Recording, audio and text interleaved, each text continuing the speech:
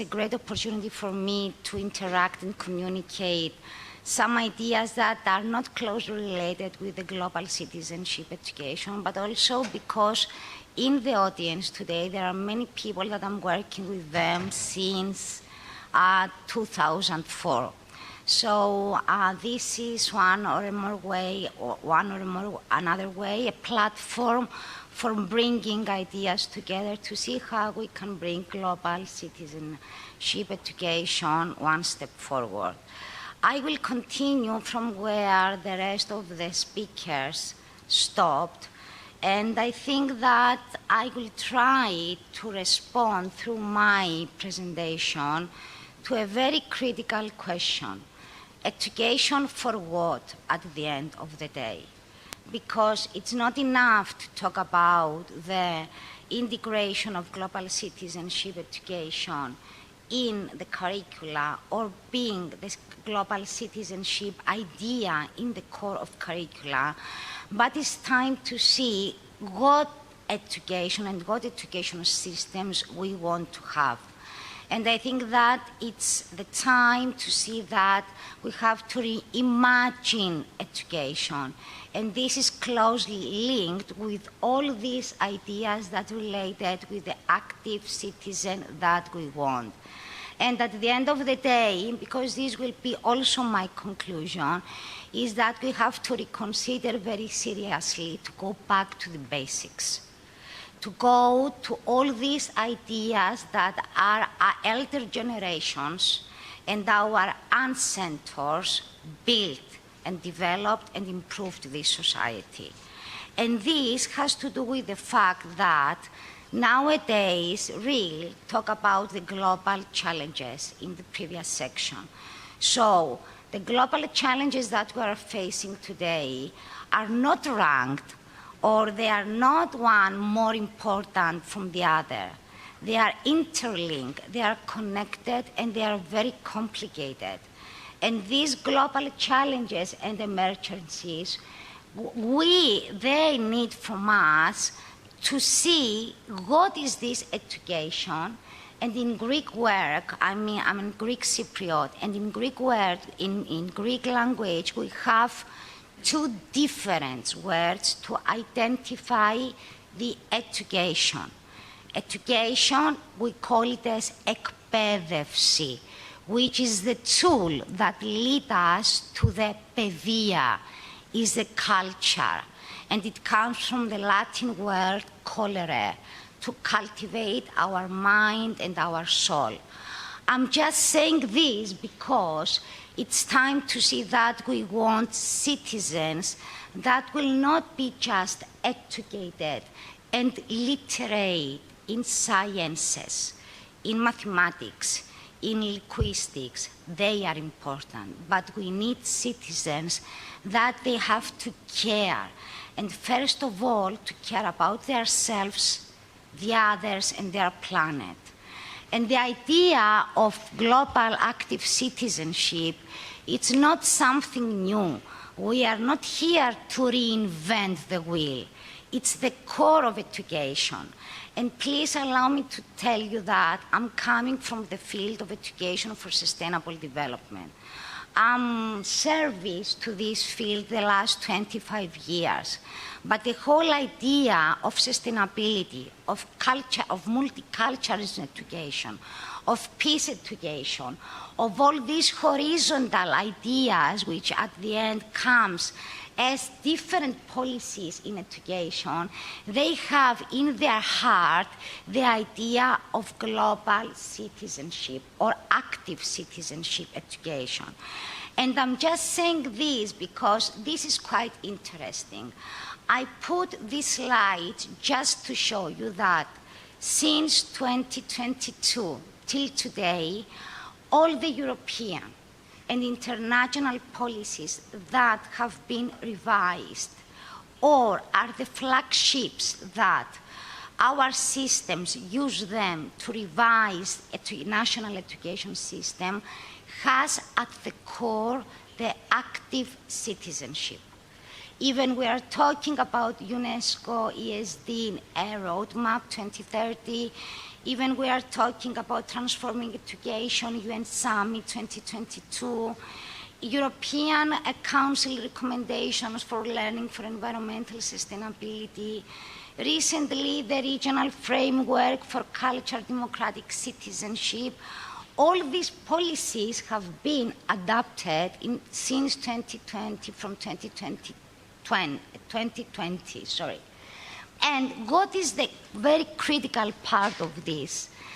Where we want, because I was asked to talk also from the European perspective, the new flagship of European Union in education is the Union of Skills Strategies 2030, where the active citizenship education is one of the competences that we have to pursue in our education systems. And also the EU preparedness strategy, which is a new portfolio of European Union, is moving from isolation to whole system approaches, starting from the schools and moving to society. Why? Because they realized that through fragmented activities, through marginal activities, or through activities that are not related each other in a concrete and consistent way, we cannot have the change we want. And what citizen we want to have at the day. This is just a slide that I create just to show you that. And you can add many other words on it, because at the end of the day, this citizen has to do with the change that we want. We want a person that will not be just an agent of change, will be a catalyst of change. And this has to do with a citizen that will be active starting from her local environment, from the neighborhood, from the national context, from his or her country. Be a European citizen, be a global citizen. But at the end of the day, the attributes are the same, and has to do with the respect.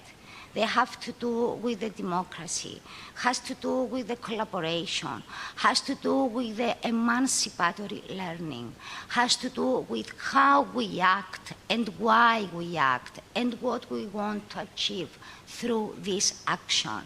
And of course, when we are talking about active citizenship, we are not talking about a citizen in a society.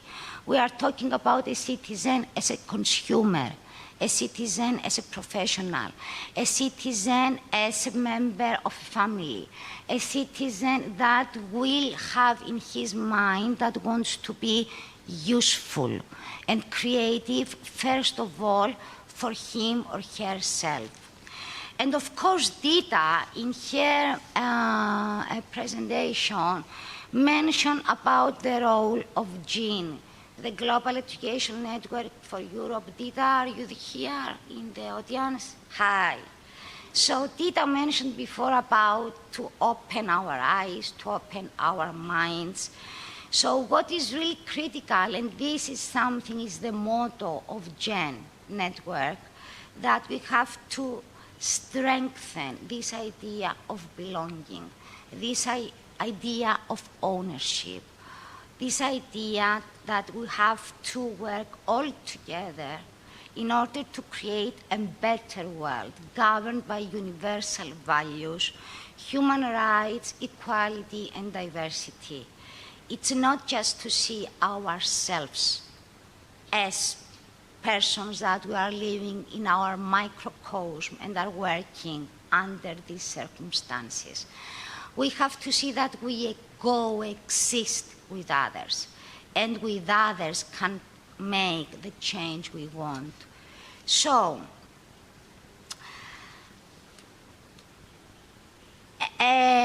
I have the privilege to be the chair of the United Nations Economic Commission for Europe for ESD.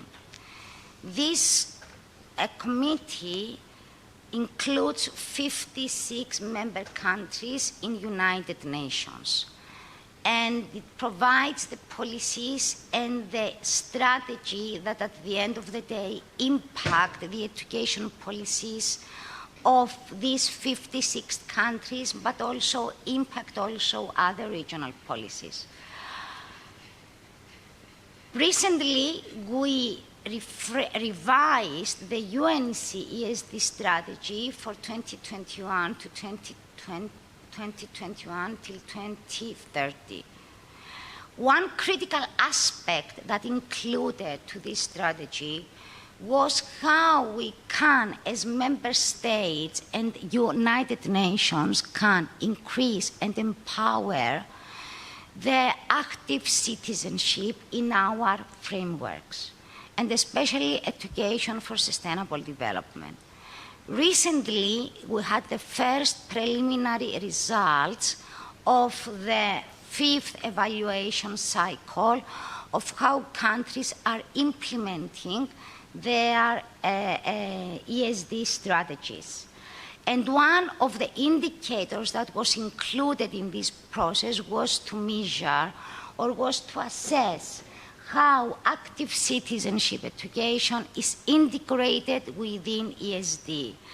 And it's really interesting, the results, because it's showing that in curricula, regarding curricular integration, we have interesting examples and initiatives and activities in lower education levels, but there is a lot of gap that is remaining in a higher education and also in vocational education, where there are a lot of things that needs to be done.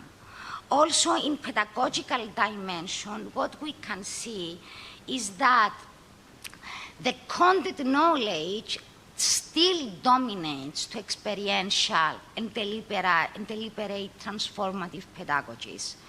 In professional development, we can find good examples, but these examples are marginal. And what the countries declared is that the teachers, they don't feel competent to touch the idea of active citizenship in a real essence because they don't feel enough competent to do this. Regarding the SDGs integration, what we can see is that we are talking because active citizenship is everywhere and also is at the core of the UN agenda of global SDG goals.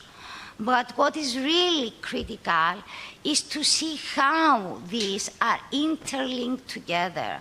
We are talking about gender education. We have different policies. We have racism strategies. We have strategies about violence. But all this has to do, at the end of the day, what societies we created and where we're going to go from now on. But the societies we are. So we are the change. Another important and critical thing is that there is a very big gap between policy and research in active citizenship field, but not only to this.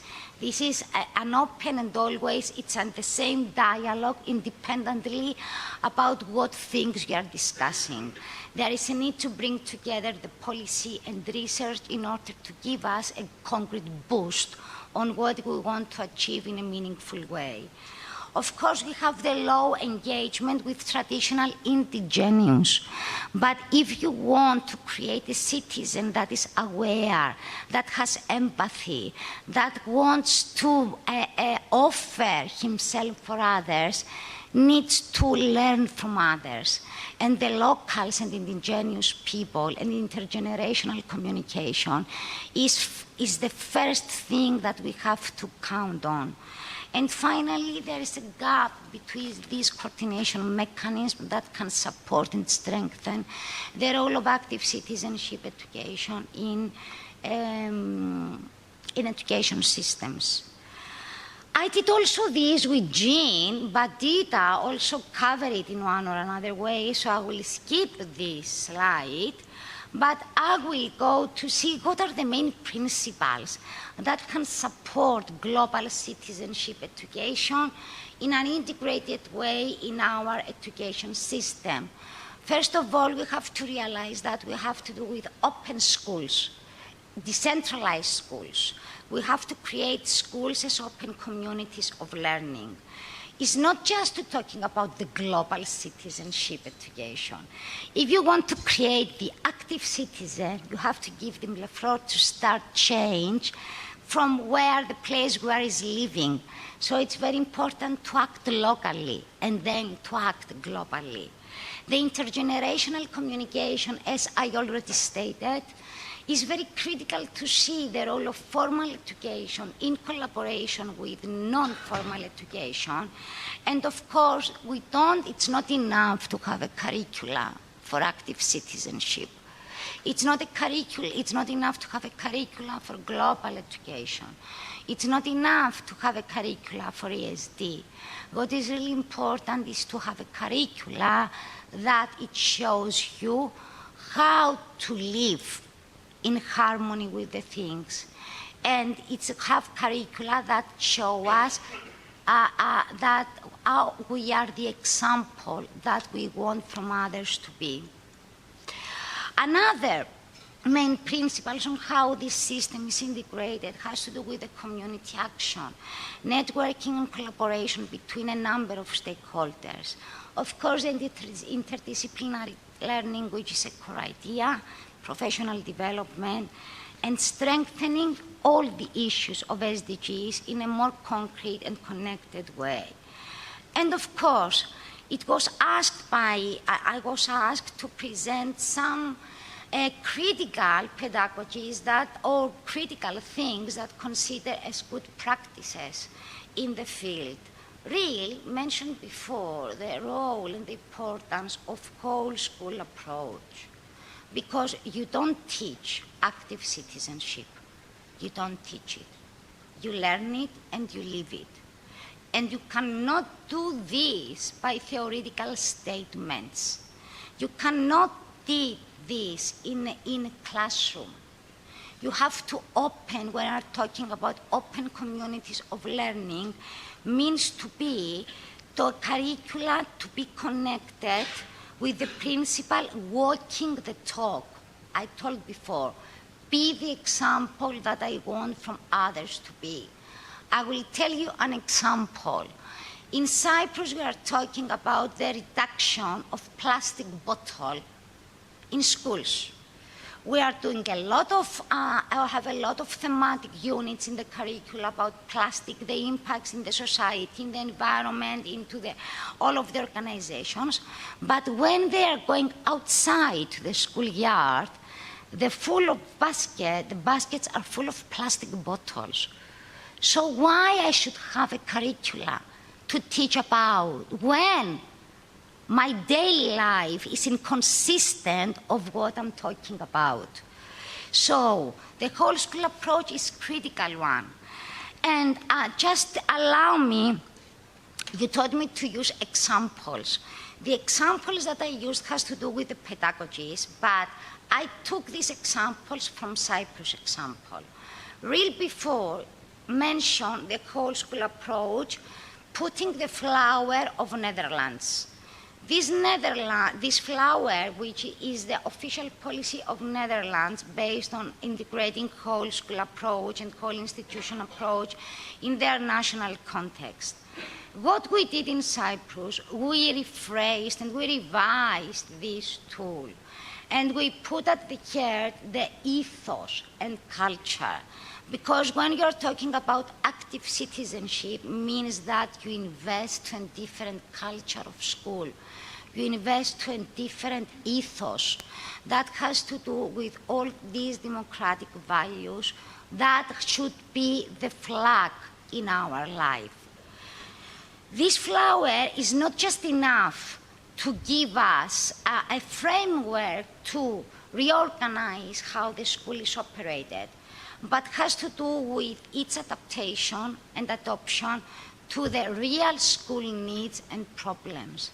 That has to do with to be reflective, should be, is like an action research, to be reflective, to be responsive, to be resourced, to be related, and of course to work under a joint vision and mission. Also, global citizenship education and active citizenship education permeates the SDGs, which is the flagship in Cyprus curricula, and is not seen in isolation or separate. So we included in the curricula, which is also revised, and just to let you know that global education and global active citizenship in Cyprus is under the umbrella of education for sustainable development. Why I am highlighting this?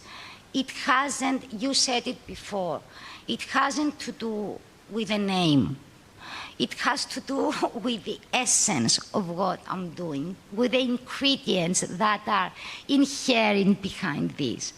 So, what we included in our curricula, we included a specific competence and indicators that has to do with the global citizenship education.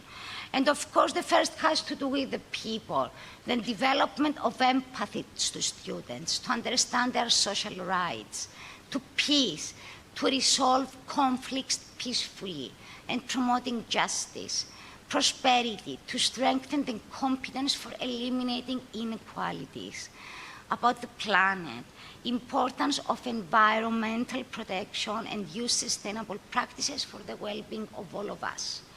And of course, partnerships, to know how and understand the importance of cooperation. These are the 5 P, which are under the SDGs. But this is just an example. This is the indicator that we have included in our revised curricula based on global citizenship education, which has to do, first of all, with the students to be competent in the idea of citizenship and develop their personal and collective identity, be able to be effective and work in the dimension of inclusion. And of course, develop and undertake responsibilities of fair actions. What is important is that this indicator is divided to 2 sub-indicators, which has to do with the active citizenship, and of course, specific learning outcomes that it's very critical for us, the students to achieve within the school process. The second example, because it's also mentioned, is the lack of monitoring tools. We are talking all the time about evaluation, the importance of having monitoring tools that will show us the progress. I think that sometimes this is my personal view on things, because monitoring tools, they don't have to do with the accountability and performance. Monitoring tools has to do with the qualitative and quality attributes of an institution that wants to put citizenship or other horizontal issues in the center. So, a good example that I chose to show you is the importance of having systemic accreditation schemes that will not rank organizations, but they will give them the tool to improve in relation to active citizenship. This is the accreditation scheme that we launched on September 2026 in Cyprus, and has to do with the 56 indicators, qualitative and qualitative. This is the scale. We have the foundation, means that the schools start changing to sustainability and citizenship. 15% means that the schools, it's important to achieve 7 milestones, the activation, integration, embedding, and the whole institution in schools transformation. I'm just saying this because it's not an evaluation. It's not ranking based on external monitoring, and this monitoring is accompanied by very important incentives for the school in order to go a step forward regarding active citizenship and other parallel policies. We mentioned that formal education is important, but we have to see that the schools, they cannot continue in a way as it is now organized.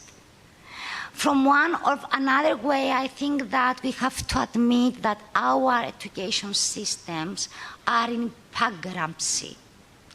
And we have to see very authentically and see with honesty what schools we want to have, not just education. And this can be only achieved by linking this non-formal education, because non-formal education is giving the chance to all the educational community to connect with the land, to connect with place, with the culture. It's giving us the chance to reconnect with our feelings. Carla before talked about emotions. So when I said before we have to go back to basics, is to see ourselves related with others, and first of all with our roots, with our origins, with our land. We are talking about the people, to the kids, about vegetables, and we are talking them about the tomatoes plant, but they don't know what is the tomato at the end of the day. They know only the tomato that is a sauce in the shelters of a supermarket. And they want from the kids to connect and understand how important it is to respect the others and how important it is to respect what the land is giving to us. So I'm concluding. I have 2 slides and I'm finishing. It's the obstacles. We have to see that global citizenship education is not a political or ideological idea. It's an essential democratic education competence. We have to understand this very clearly, and it's something that we should not be afraid, because most of the time it's under this umbrella, or it's political or ideologically oriented. The policymakers, curricular developers, they have to open truly the schools to other, flagship ideas as global citizenship, and change this educational paradigm that we have, to support and give resources, and not just say that we are doing reforms.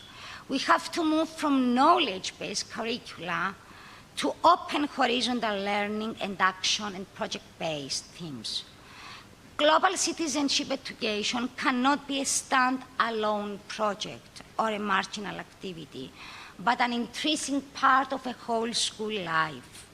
Schools should not be educational institutions that just perform and count how we are good in literacies that some others they decided for us.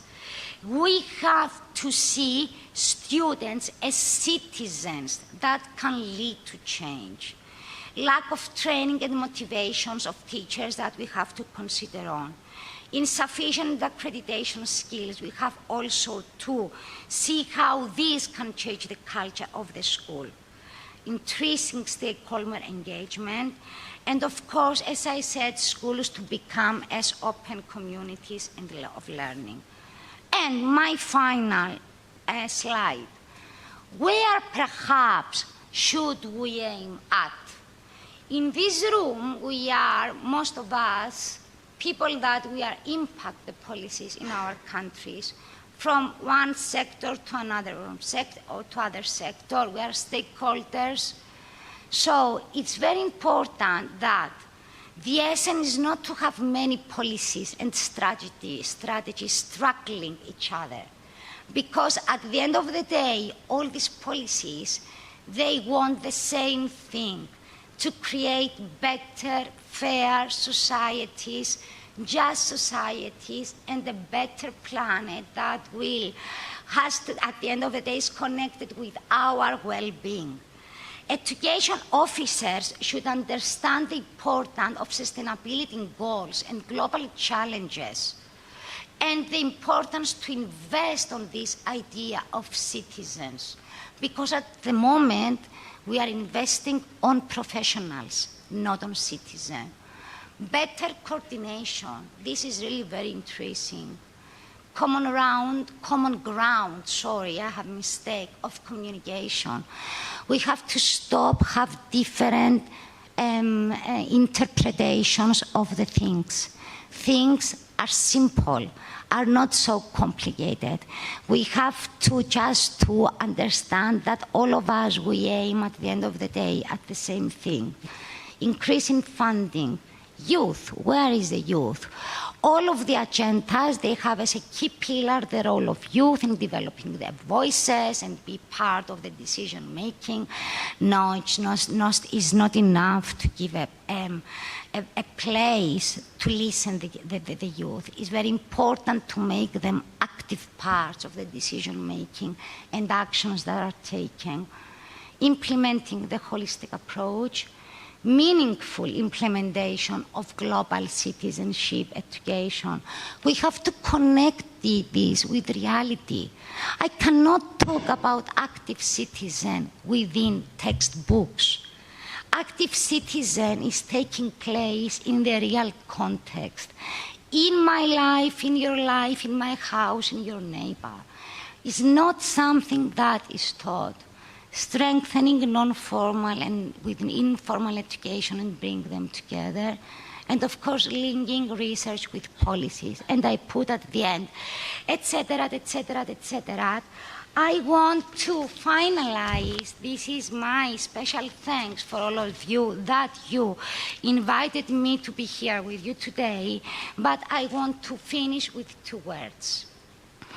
In the previous roundtable discussion for Jen, I learned something very important, a very critical idea that was addressed by a professor, Jamil Zaki, which is a professor at Stanford University. And this is the reality that we are facing of it, and just I will mention it because I think that is really very critical and important. We are living, at the end of the day, in an era of cynical genius illusion. What is this? Is the phenomenon where people believe that to be cynicism and pessimist makes you to be more clever from the others. This idea is in contradiction with what we are talking about active citizenship, which has to do with hope. We have to be with a positive thinking, which has to do with not stay to the problem, but find a solution to the problem. So I'm finishing my presentation by saying that when I said that we have to go back to basics, means that we have to go back to this socio-emotional learning, first of all, and second, stop to be cynical and thinking always in a negative way, and criticize everything without giving a solution to a problem. We are part of the problem, we are part of the solution. And we can achieve this only if we open our minds, our eyes, our hearts, and think positive. Thank you.